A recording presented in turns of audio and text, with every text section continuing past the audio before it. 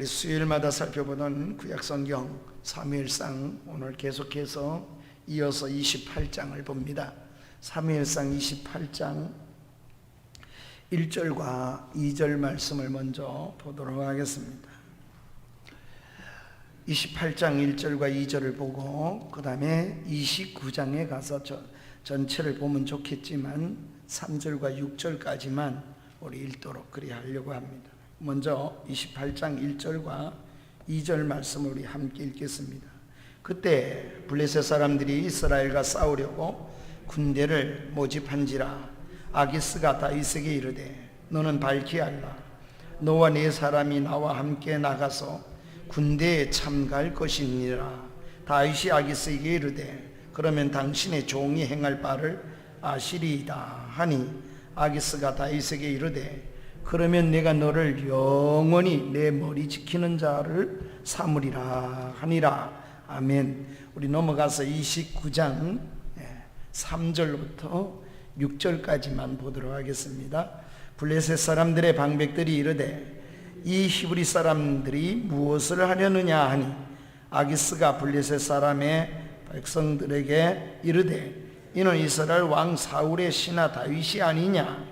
그가 나와 함께 있은지 여러 날 여러 해로되 그가 망명하여 온 날부터 오늘까지 내가 그의 허물을 보지 못하였노라. 블레셋 사람의 방백들이 그에게 노한지라. 블레셋 방백들이 그에게 이르되 이 사람을 돌려보내어 왕이 그에게 정하신 그 처소로 가게 하소서. 그는 우리와 함께 싸움에 내려가지 못하리니 그가 전장에서 우리의 대적이 될까 하나이다. 그가 무엇으로 그 주와 당신의 화합하리이까? 이 사람들의 머리로 하지 아니하겠나이까? 그들이 춤추며 노래하여 이르되 사울이 죽인 자는 천천히요 다윗은 만만히로다 하던 그 다윗이 아니니까 하니 아기스가 다윗을 불러 그에게 이르되 여호와께서 살아계심을 두고 맹세하노니 내가 정직하여 내게 온 날부터 오늘까지 내게 악이 있음을 보지 못하였으니 나와 함께 진중에 출입하는 것이 내 생각에는 좋으나 수령들이 너를 좋아하지 아니하니. 아멘. 우리 두 곳만 좀 보도록 하겠습니다. 사랑하는 여러분, 우리 함께 생각하려는 말씀은 1절입니다. 1절 말씀에 보면 아기스가 하는 말 속에 이런 말이 있습니다. 이르되 너희는 밝히 알라 하는 말을 아기스 왕이 한 것입니다. 그런데 다윗에게 한 이 말이 다윗에게는 뼈아픈 그런 말이기도 한 것입니다. 또 다윗으로 하여금 깊이 돌아보는 그런 메시지가 바로 블레셋 적장의 왕으로부터 다윗에게 들려진 메시지라고 생각합니다. 왜 그렇습니까? 우리가 이미 살펴본 대로 27장 1절에서 우리가 살펴본 대로 다윗이 사울왕을 피하여서 가장 좋은 생각을 해냈다고 생각을 했습니다. 그런데 다윗이 27장과 28장에서 다윗 생애에 한 번도 나오지 않는 모습이 있습니다. 그게 무엇입니까? 다윗은 이내 모든 일을 할 때마다 하나님께 묻고 움직였습니다. 하나님께 기도하고 그의 삶을 경영을 했습니다. 그러나 사울왕의 계속된 추적에 다윗이 생각한 것이 블레셋 왕에게 가서 피하는 것이 우리 구역 성경에서는 상책이로다. 우리 세번역인 개역 성경에서는 가장 좋으리로다. 좋은 생각이라고 했습니다. 그런데 다윗이 이러한 생각을 하고 행동을 하는 그 광경에서 우리가 찾아볼 수 없는 다윗의 모습이 있는데 그것은 다윗이 하나님께 물어보는 것이 없었습니다. 블레셋으로 피하는 것이 자기 생각에는 가장 좋은 생각, 가장 좋은 상책이라고 생각하고 그대로 행동한 다윗이 오히려 큰 궁지에 엄청난 궁지에 몰리게 되었습니다. 다윗의 생애에 있어서 가장 위기가 언제인가 그러면 바로 27장과 이 28장에 나오는 메시지라고 할 수 있습니다. 그것은 다윗으로 하여금 정신을 아주 차리게 하는 그런 아주 중요한 사건이었습니다. 만약에 하나님이 다윗의 생각대로 그대로 놔뒀더라면 아마 다윗은 다시는 이스라엘의 왕이 될 수 없는 그런 아주 구렁텅이에 빠질 위기에 처할 수도 있었습니다. 그러나 하나님은 행한 대로만 갚으시는 분이 아니십니다. 우리 하나님은 다윗이 행한 것보다도 훨씬 크신 분이고 더 은혜로우신 분이십니다. 그러기에 또 한 번 다윗에게 임하는 하나님의 넓고 큰 은혜를 오늘 우리는 이 말씀 속에서 살펴볼 수가 있습니다.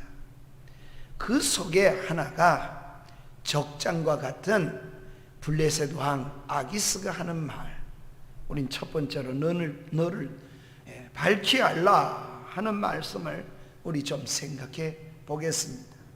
1절 말씀을 우리 다시 한번 읽겠습니다.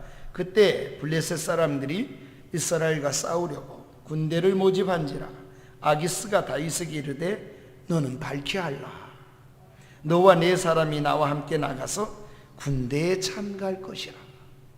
여러분, 아기스 왕이 다윗을 불러서 이런 이야기를 하는 겁니다. 너는 밝히 알라. 이스라엘과 함께 전쟁이 이제 벌어질 터인데 이스라엘과 함께 이 전쟁에 너는 나와 함께 나가서 싸울 것이라는 겁니다. 이걸 밝히 알라는 겁니다. 이제 너의 정체가 아기스로 볼 때는 분명해졌습니다. 왜? 27장에서도 거짓말을 했거든요. 블레셋 왕의 환심을 사기 위해서 아기스 밑에 기어 들어갔던 다윗은 어떤 일을 했습니까? 블레셋의 변방을 쳐놓고도 돌아와서 블레셋 군사를 목을 베어 가지고 와서는 하는 말이 이스라엘을 쳤다 그래요. 사실은 이스라엘을 친 것이 아니었습니다. 아기스의 마음을 얻기 위해서 그러했는데 다윗이 아주 상책이고 가장 좋은 선택이라고 생각했는데 이것이 다윗에게 큰 벌미가 되었습니다. 어쩌면 올무처럼 되어져 버린 것입니다. 이제 너는 더 이상 이스라엘 사람이 아니지 않느냐. 이스라엘을 공격했으니 내 밑에 와서 피하였으니 너는 내 백성과 같다는 겁니다. 그래서 블레셋과 이제 아기스와는 한편임을 지적하는 말이 너는 밝히 알라, 이런 말이었어요. 그 밝히 아는 게 뭡니까? 너는 이스라엘 백성이 아니고 이제는 우리 블레셋 사람과 동화된 사람이다, 우리 편이다는 겁니다. 그래서 전쟁에 같이 나가서 이스라엘과 싸우기를 요청하는 겁니다. 어느새 발을 뺄 수가 없는 그런 수령 속에 깊이 빠져버린 다윗을 우리가 오늘 이 상황을 보게 됩니다. 우리가 세상을 의지하고 세상에 기대어 살다 보면 이제는 세상이 우리를 보고 이렇게 말합니다. 우리 편이라 그럽니다. 너나 나나 뭐. 예수 믿는 사람이 직장 다닌다고 직장 사람이 술 담배 하니까 예수 믿지 않는 것처럼 술 담배를 참으로 하는 자리에 늘 동석을 했습니다. 믿는 척을 내색을 하지 않습니다. 안 믿는 사람이 볼 때는 나와 똑같은 사람으로 여겨버리는 겁니다.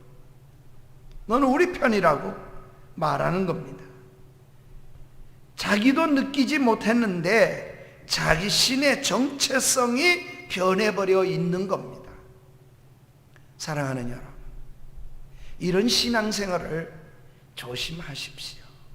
우리가 조심해야 할 것 중에 세속화 중에 하나입니다. 나의 정체성을 분명히 할 필요가 있습니다. 나는 믿는 사람입니다. 나는 하나님의 사람이라는 사실을 직장이든 어디든 분명히 하는 것이 좋습니다.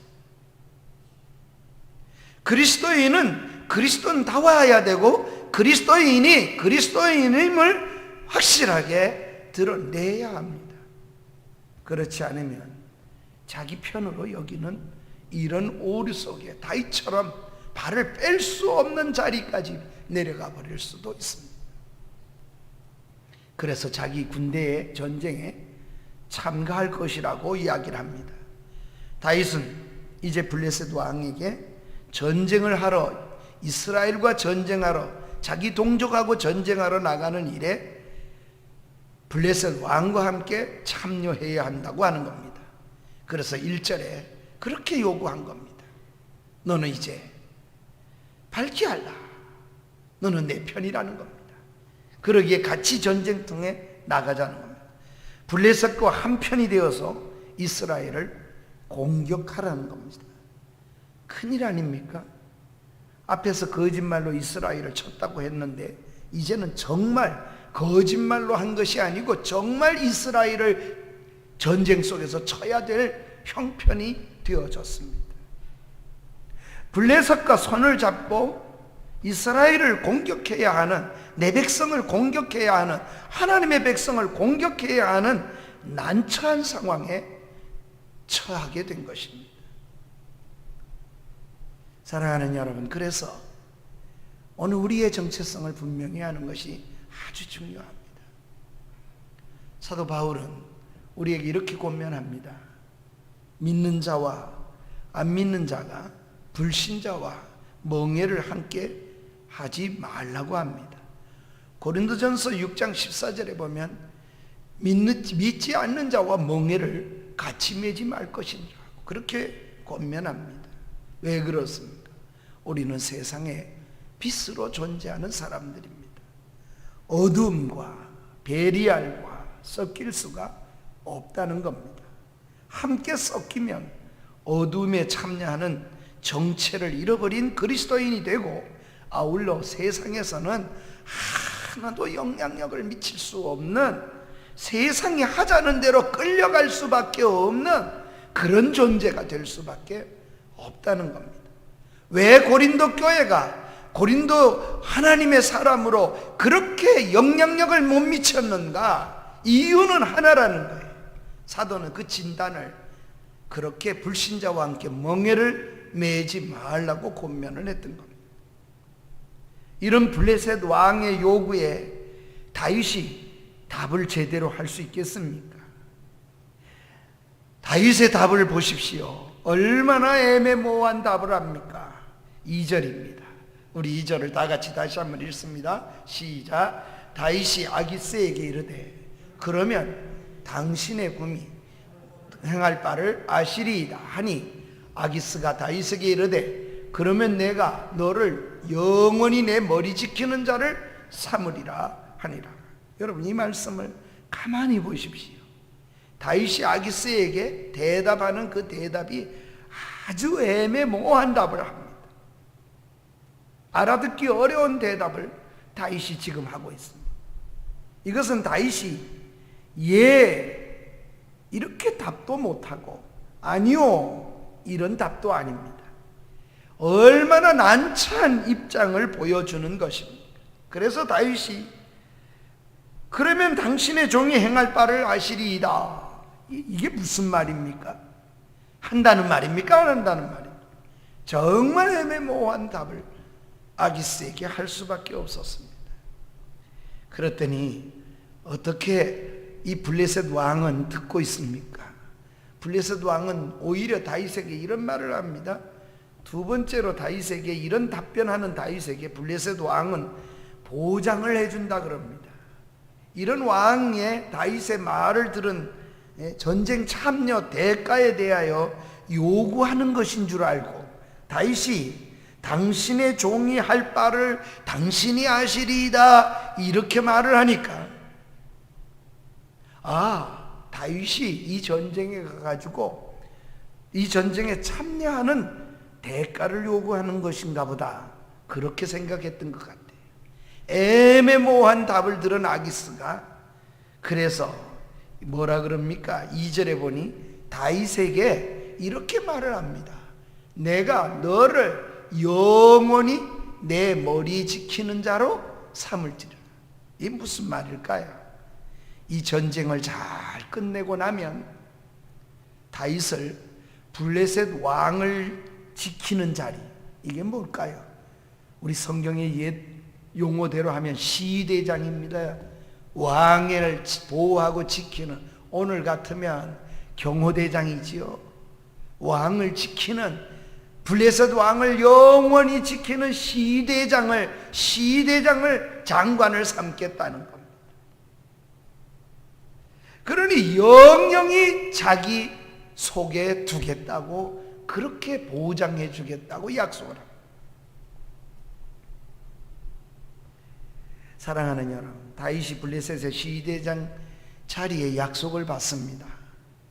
이스라엘의 왕이 되어야 할 하나님의 사람이 어려서부터 기름 부음을 받고 자기는 이스라엘의 왕이 된다고 사무엘에게 직접 들었던 하나님의 메시지를 받고 있는 다윗이 블레셋의 시대장이라니요. 그것도 그런 자기를 받다니.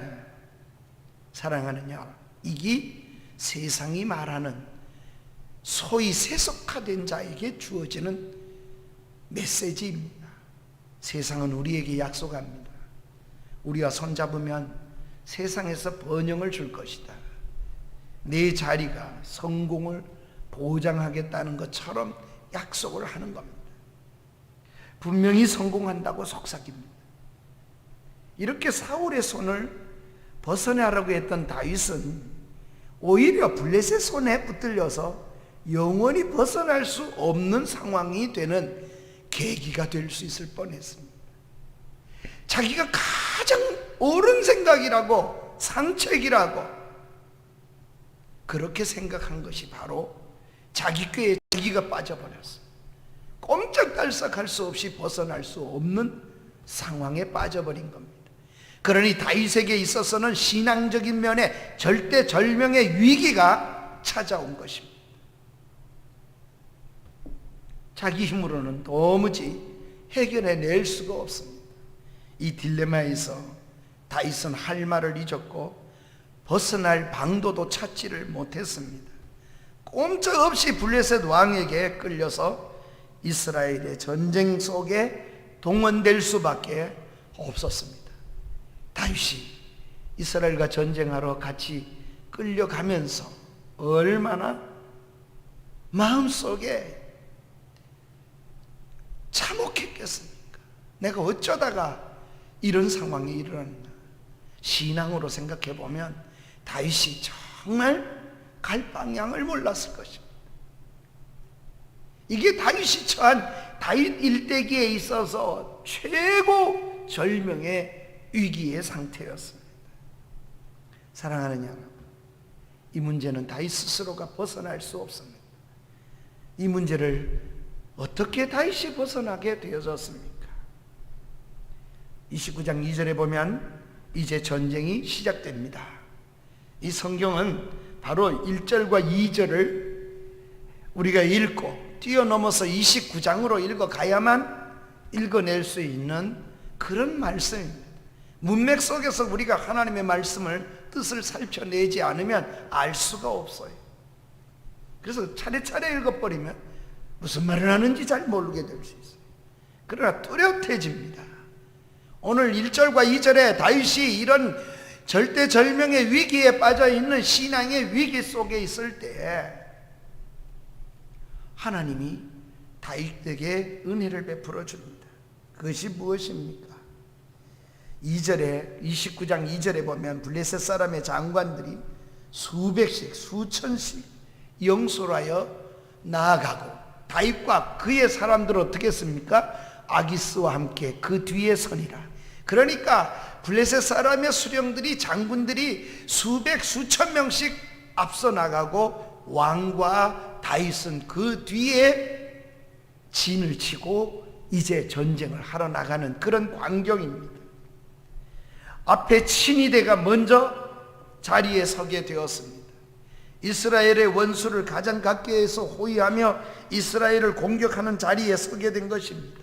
얼마나 극적인 상황입니까? 다윗으로서는 너무 난처한 상황이 되었습니다. 이스라엘과 싸우는 블레셋 군대와 함께 이 곤욕스러운 상황을 어떻게 빠져가 나갈 도리가 없습니다. 다윗은 이스라엘과 전쟁을 할 수밖에 없는 상황이었습니다. 만약에 다윗이, 우리가 가정이지만 이스라엘과 전쟁을 했다면 다윗은 이스라엘의 왕으로서는 다시는 설 수가 없었을 겁니다. 그러니 하나님의 뜻이 어떻게 이루어질 수 있겠습니까? 이 곤욕스러운 상황을 벗어날 도리가 없는 겁니다.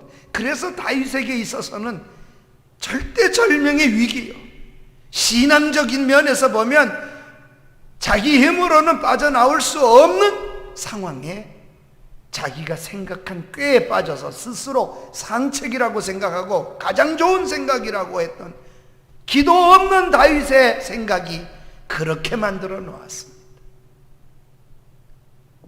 앞으로도 갈 수도 없고 뒤로도 갈 수 없는 이 난처한 상황. 사랑하는 여러분, 우리는 이런 상황을 만나지 않습니까? 우리 가운데 그런 상황에 거하고 있지는 않습니까? 내가 분명히 집사인데 술자리를 벗어날 수가 없습니다.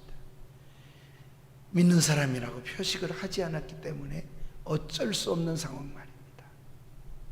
저는 군에서 수해입에 갔다 와서 엎드려 쏴 그러더니 팬티만 입혀놓고, 그리고 뒷짐을 짚는다, 실시. 그래서 뒷짐을 집었습니다. 세멘트 바닥에서 팬티만 입혀놓고 뒷짐을 집었으니까 얼마나 웃기겠습니까? 그리고 앞으로 전진. 그러면 어떻게 하겠습니까? 기는데 이 가슴이 다 벗겨지는 상황을 겪었습니다. 그래도 교회 갈래? 그래서 신앙은 버릴 수 없습니다. 기독교 지독한 환자가 하나 왔다. 이게 우리 정보처 장태구 병장이었습니다. 얼마나 힘들게 하는지요. 근데 작전처와 정보처는 문 하나 사이가 있습니다. 사무실에 올라가면은 G3와 G2는, 정보처와 작전처는 그렇게 문 하나 사이에 있는데, 정보처에 있는 고참이 같은 1, 2, 3, 4에서 인사정보작전 군수가 한 내후반이거든. 그러니까 이 4개 부서가 한 내후반인데 바로 앞에 있는 고참이 그렇게 괴롭히죠. 오랫동안 괴롭히고 제대가 얼마 안 남은 날 또 나를 정보처에 불렀습니다. 그래서 나는 오늘도 또 맞겠구나 생각을 하고 정보처에 불려갔습니다. 그랬더니 창고로 데려가요. 아니나 다를까 창고로 데려가서 팰라는가 보다 이번에는. 그래 생각하고 들어갔는데, 창고에 들어가자마자 이렇게 얘기를 하는 겁니다. 전도사님, 난 깜짝 놀랐어요. 그 장병장이 저를 전도사로 불렀기 때문입니다. 그리고는 너무 죄송해요. 그럼 자기는 장로님 아들이라는 거. 그리고 자기가 교회 간다는 말을 했다가 기독교 환자라는 말로 너무 고참한테 힘들게 당하고, 에이 바깥에 나가서 예수 믿자 그래 생각하고 그렇게 포기한 것이 술도 먹고 여기까지 왔다는 거예요. 그래서 밖에서 전도사님 하다 왔다 그래서 더 괴롭혀 봤는데 끝까지 신앙을 버리지 않는 걸 보고 자기가 감동을 받았고, 그리고 자기를 돌아보게 됐대요. 그래서 전도사님 너무 죄송하고 제게 신앙이 무엇인지를 가르쳐 주셔서 고맙다고. 제가 상병이고 병장인데 그렇게 고백하는 소리를 들었습니다. 양보한 것이 그로 하여금 신앙을 잃어버리게 만들어 놓았고, 술도 마시고 안 믿는 사람들과 똑같은 행위를 갖는 그런 사람으로 서 있게 됐다는 고백을 듣게 되었습니다. 다윗이 만약에 이 위기를 벗어나지 못하면 어떻게 이스라엘의 왕으로 세움을 받을 수 있을까요? 그랬더라면 아마 가정이지만 결코 그럴 수는 없었을 겁니다. 이런 난처한 상황에 처한 것입니다. 이런 장차 이스라엘의 왕이 될 사람이 어떻게 그러면 왕이 되겠습니까? 이 곤욕스러운 함정, 오늘 우리가 믿음의 정체성을 바로 하지 않으면 이런 상황에 처할 수도 있을 수 있습니다. 따라서 오늘 우리는 믿음의 분명한 자기 정체성을 드러내는 그런 믿음의 삶을 날마다 살아가려고 힘써야 합니다. 어디에 있든지 어떤 상황에 있든지. 그래서 교회 안에서 예수 잘 믿는 것처럼 나타내는 것, 그거 하나도 중요하지 않아요. 나 혼자 있을 때 내가 생각하는 것이 무엇이고, 나 혼자 있을 때 내가 어떻게 양심을 쓰느냐가 믿음의 본질이고 믿음의 모습이라 할 수 있습니다. 그때 내가 무슨 생각을 하고 내가 어떤 행동을 하느냐가 그 걸음이라고도 할 수 있기 때문에 그렇습니다. 29장은 하나님의 큰 손길을 보게 만들어줍니다. 다윗을 벗어날 수 있는, 위기에서 벗어날 수 있는 큰 은혜를 보여줍니다. 여러분, 하나님의 은혜가 어떻게 풀어지도록 역사했는가를 29장 1절부터 11절이 그 내용을 잘 보여주고 있습니다. 이러한 상황에서 벗어날 수 있는 것은 이상한 곳에서 하나님이 풀어 가셨습니다. 그것은 블레셋의 참모들에 의해서 하나님께서 풀어내요. 왕의 시대장의 약속을 받은, 그 자리까지 약속받은 다윗을 누가 시샘을 하기 시작했나? 아기스의 참모들이, 아기스의 장수들이 시샘을 하기 시작했어요. 그래서 다윗에 대하여 불신을 표식했습니다. 아기스는 절대 믿고 있어요. 그런데 그의 참모들이 불신을 표현하기 시작했습니다. 3절과 5절 내용이 그 내용입니다. 바로 다윗이 블레셋 손에서 벗어날 수 있는, 절대절명 위기에서 벗어날 수 있는 기회가 다윗에 의해서 만들어진 것이 아니라 블레셋 군사 장수들에 의해서, 참모들에 의해서 만들어지도록 하나님께서 배후에서 역사하고 계셨습니다. 어떤 역사입니까? 그들이 한 말이 무엇입니까? 다윗을 앞장 세워서 이스라엘을 공격한다고 하지만 만약에 지금도 아기스 왕이여 잊었습니까? 사울이 죽인 자는 천천히요 다윗은 만만이라 그런 사람입니다. 이 전쟁에서 다윗이 변심해가지고 블레셋을 치면 어떻게 되겠습니까? 어떻게 그런 자를 믿고 전쟁에 내보낼 수가 있겠습니까? 이건 사실 시샘입니다. 그런데 그 시샘 때문에 다윗이 큰 위기를 면할 수 있게 됩니다. 아기스는 끝까지 다윗을 신뢰하는 말을 합니다. 그러나 참모들의 말을 받아들여서 다윗을 전쟁에 내보내지 아니합니다. 그래서 다윗은 전투에 참여하지 않을 수 있었고, 전투에 참여하지 않는 다윗을 오히려 아기스는 어떻게 합니까? 이 왕이 되려 다윗에게 미안해하면서 전투에 동참할 걸 취소시키면서도 너무너무 미안해합니다. 그 내용이 오늘 6절과 7절입니다. 6절과 7절의 그 내용을 이렇게 이야기를 합니다. 그래서 뭐라 그럽니까? 그가 한 말을 29장 6절과 7절을 우리 한번 다시 읽겠습니다. 아기스가 다윗을 불러 그에게 이르되 여호와께서 살아계심을 두고 맹세하노니 내가 정직하여 내게 온 날부터 오늘까지 내게 악이 있음을 보지 못하였으니 나와 함께 진중에 출입하는 것이 내 생각에는 좋으나 수령들이 너를 좋아하지 아니하니 그러므로 이제 너는 평안히 돌아가서 블레셋 사람들의 수령들에게 거슬러 보이게 하지 말라 하니라. 여러분, 다윗은 절대정명에 벗어나면서도 아기스의 철저한 신뢰를 받도록 하나님이 보호해 주신 겁니다. 그러니 큰 위기에서 벗어날 수 있었던 건 하나님의 은혜입니다. 이에 다윗은 어떻게 합니까? 오히려 큰 소리 치는 다윗이 되었습니다. 이스라엘의 공격 대열에서 풀려나고 난 후에 다윗이 하는 말을 들어보십시오. 8절입니다. 8절을 우리 다시 한번 읽겠습니다. 시작. 다윗이 아기스에게 이르되 내가 무엇을 하였나이까?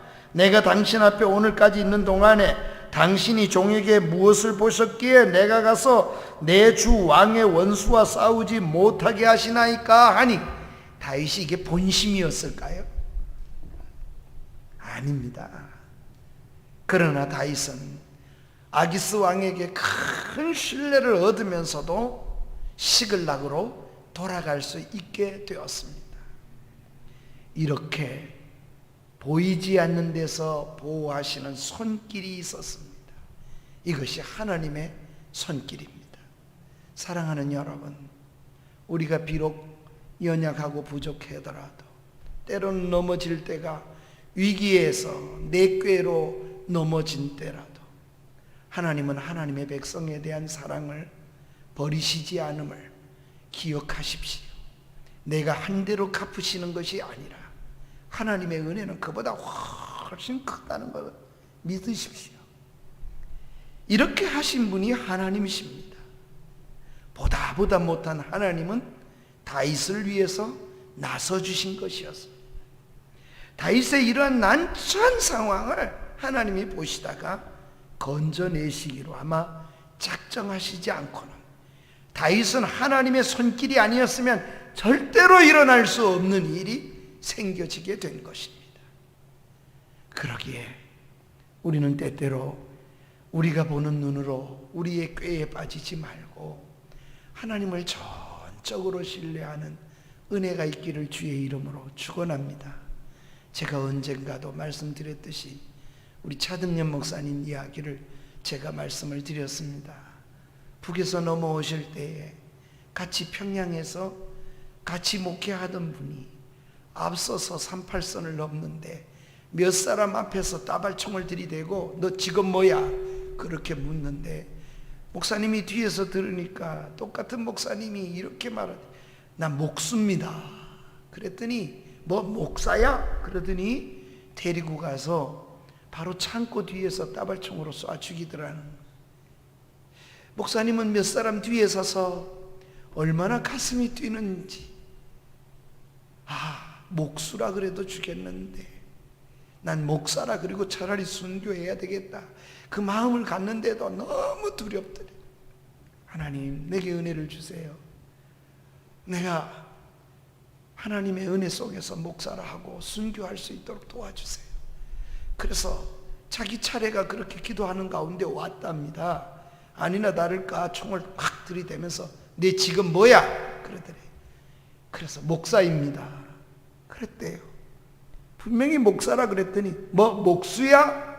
앞에 사람은 분명히 목수라 그랬는데 목사라 그러고 죽였는데 목사라 그랬더니 목수로 알아듣고 넌 저쪽으로, 그래서 따로 세워서 이남으로 넘어올 수 있게 되었다는 이야기를 하시는 걸 들었어요. 제 어릴 때 주일학교 때 들은 이야기입니다. 사랑하는 여러분, 하나님께서 살려내시려니까 그렇죠. 그때 떠오르는 말씀이 살고자 하는 자는 죽고 죽고자 하는 자는 살리라 하시는 말씀이 너무 크게 귀에 들려지더라, 그런 얘기를 하셨어요. 하나님이 하셨겠지요.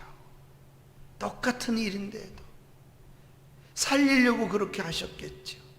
그러기에 영을 제일교회에 심으하시면서 한 분 차등년 목사님을 통하여 27개 교회가 개척이 되고, 그 한 분 목사님을 통해서 차등년 목사님 때문에 목사가 얼마나 많이 나왔나. 그분이 돌아가실 때 보니까 100여 명 가까이 목사가 되었어요. 우리 이광훈 목사님 아버지도 차등년 목사님한테 세례를 받았고, 저도 차등년 목사님한테 세례를 받고 유아 세례를 받았으니까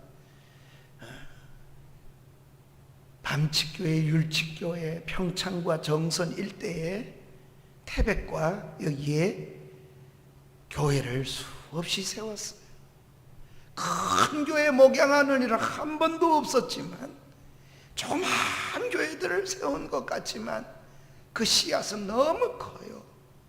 그를 통하여 수많은 하나님의 사람들이 세워진 것을 우리는 잊을 수가 없습니다. 저도 이제 은퇴를 앞에 놓지만 다시금 제 어릴 때 목사님을 떠올리지 않을 수가 없습니다. 정말 두벌옷을 안 입으려고, 가지지 않으려고 그래 살았던 목사님. 저는 뒤돌아보면 행복한 목사입니다. 왜 행복하냐? 무엇을 가져서가 행복한 것이 아니라 평생에 좋은 목사님들을 나는 만나게 하셨다는 사실만으로도 너무 기뻐요. 내 어릴 때 그런 목사님을 만나게 하셔서 감사합니다. 뿐만 아니라 내게 4번의 목사님을 만나게 해주신데, 제게는 가장 영향을 준 4분의 목사님은 너무 귀한 거죠. 이병기 목사님도 그렇고, 이 교단에 와서 옥하는 목사님을 만난 것도 그렇고, 수원로에 와서 우리 한 목사님을 만난 것도 동일한 원리 속에서 만난 것 같아요. 그러기에 제가 이 교회에 올 때도 우리 한 목사님이 소개를 하시니, 인생을 살아가면서 걸음걸음은 하나님의 섭리 속에 있는 것이 아니겠습니까?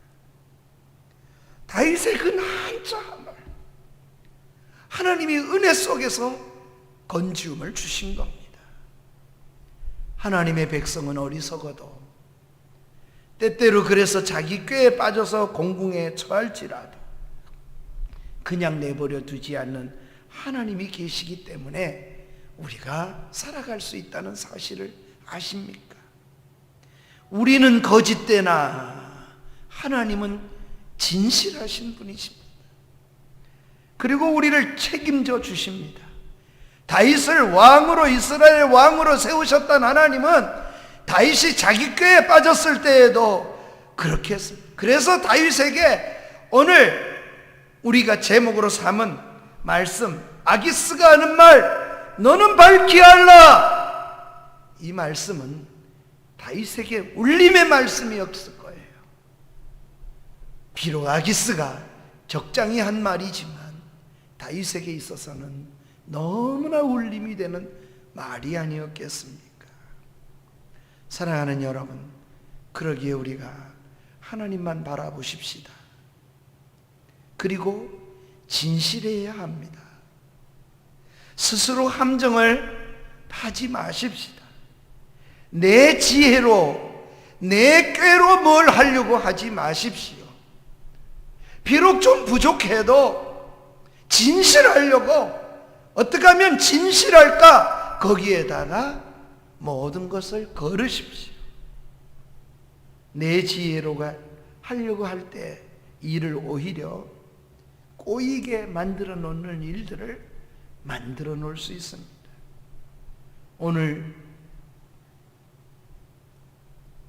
우리가 살고 있는 이 세상이 우리에게 혹 이렇게 말하지 않습니까?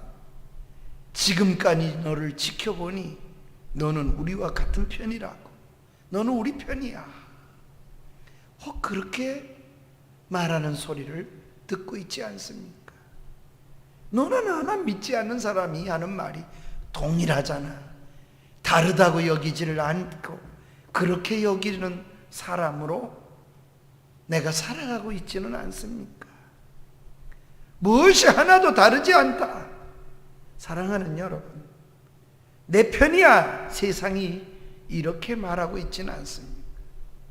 혹은 너는 이제부터 내 편이라고 말하지는 않는지요. 밝히 알라 하시는 말씀을 가슴에 새기는 은혜가 있기를 주의 이름으로 축원합니다. 정신을 차리라는 말씀입니다. 정체성을 분명히 하고 가는 믿음의 사람으로 서서 우리 모두가 다윗이 빠졌던 그런 오류에 빠지지 않는 하나님의 사람으로 살아내는 은총이 있기를 주의 이름으로 간절히 축원합니다. 이제 우리 말씀을 생각하며 290장 찬송을 드리겠습니다. 우리는 주님을 늘 배반하나 내 주 예수 여전히 날 사랑하사 날 부르시고 사랑을 베푼다고 했습니다. 뜻을 생각하며 290장 부릅니다.